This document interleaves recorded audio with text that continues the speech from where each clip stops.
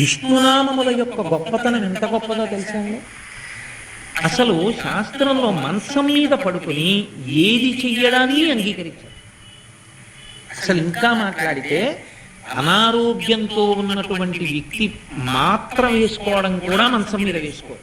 ఒకానొకప్పుడు నాకు పెద్దలు మహానుభావులు, చాలా గొప్ప వ్యక్తి, ఆ మహాభాగవత భారతాది గ్రంథముల నుండి ఎన్నో పద్యములు ధారణలో ఉండి వ్యాఖ్యానం చేయగలిగిన వ్యక్తి.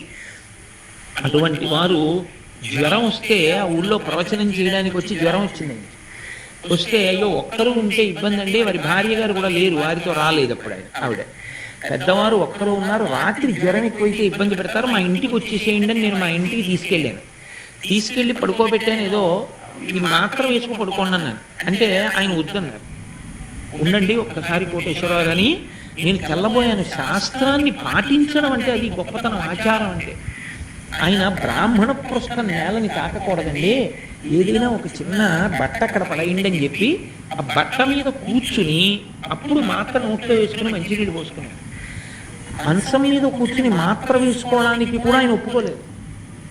మంచం మీద అసలు ఏ కొత్త బట్టలు కానీ ఏవీ తీసుకెళ్ళి మంచం మీద పెట్టరు. దూష్యము. అసలు నేను ఇంకా నిక్కచ్చిగా మాట్లాడవలసి వస్తే మంచం మీద శరీర త్యాగం చేయడాన్ని శాస్త్రం అంగీకరించాలి. మంచం మీద చచ్చిపోవడానికి కూడా ఒప్పుకోలేదు. అందుకే వాడి ప్రాణం పోతోందంటే దింపేస్తారు మంచం నుంచి. అటువంటి మంచం మీద పడుకుని ఉండగా దుస్వప్నం వచ్చింది అనుకోండి, ఒక పీడకలు వచ్చింది, ఉద్విగ్నులైపోయారు, ఏదో భయం వేసి అయ్య బాబోయ్ అని మీరు నిజంగా ఏదో జీవితంలో ఒక దురదృష్టకరమైన సంఘటన అనుభవించినంతటి బెంగకి లోనైపోయారు. ఇప్పుడు అటువంటి దుస్వప్నం వచ్చిన దోషం పోవాలి అంటే ప్రాయశ్చిత్త కర్మ అని ఉంటుంది, మరునాడు చెయ్యాలి. అది చేస్తే పోతుంది, ఆ దుస్వప్నం వచ్చిన దోషం విరిగిపోతుంది. అథవా నిద్రలేస్తూ గజేంద్ర మోక్షాన్ని అంతటినీ ఒకసారి గుర్తు చేసుకోవాలి. నరనాథ నీకును నా చేత వివరింపబడిన గజరాజమోక్షణ కథ విను వారికి యశములిచ్చును దురితాపహంబు దుస్వప్ననాశంబు దుఃఖ సంహారంబు అంటాడు భగవానుడు.